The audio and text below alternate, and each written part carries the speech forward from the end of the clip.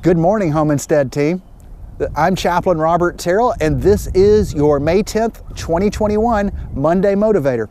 I want to introduce you to a snake. Not something I normally do, but today I want to introduce you to a snake. It's a type of sea snake, and it's known as the blue-lipped crate, also known as the blue-banded crate, but I prefer the name blue-lipped crate because I think it's funny.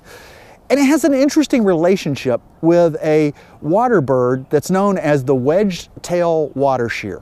Now, the wedge-tail water shear is a bird that creates a burrow in the sand where it lays its eggs and then incubates them and then keeps its nestlings warm until they're able to fly and get out of there. And what happens is the blue-lipped crate will burrow down beside the bird's burrow, come up underneath it, and I know you're thinking it's going to attack it, but it's actually interested in something much more valuable to it from the birds that it can get. And that is, it's interested in their warmth. See, the snake, the crate, comes up underneath the burrow and then gets involved in the nestlings there and allows, well, the nesting pair of water shears to warm it up as they brood their nestlings. The water shears end up expending about twice as much energy because they have to heat up not only their nestlings, but also the water snake there. It's a term in biology that's known as kleptothermia. Klepto for steel and thermia for temperature. And you may have seen other examples of this. If you have a cat, that's what they do quite often when they're sitting in your lap. They are stealing your temperature. Very cat-like when you think about it. Guys, I hope you don't have anybody in your life that just nuzzles up next to you just to take from you. But there are selfish people in this world, people who think about themselves first, who get up beside us and are just interested in meeting their own needs.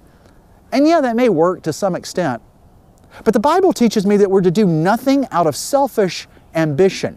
In Homestead, we say that one of the attributes of love, the verb, is selflessness, literally thinking of ourselves less, because we think that it's the best way to live. The leadership team has defined selflessness as follows. Serve others first.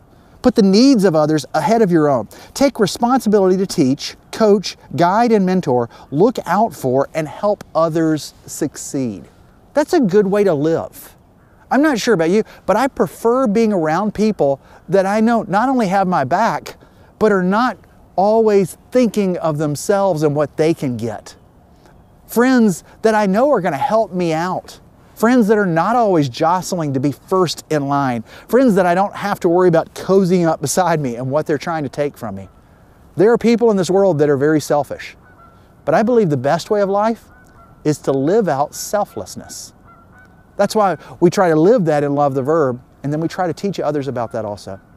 I hope you have people in your life that are selfless and enable you to live a better life. And I hope you live out selflessness yourself. If you need some help in figuring out ways to live out better selflessly, please contact me and I will gladly talk with you, and together we can come up with great ways. But what I hope you remember most of all is that our CEO cares for you, and so do I. Have a great week, okay?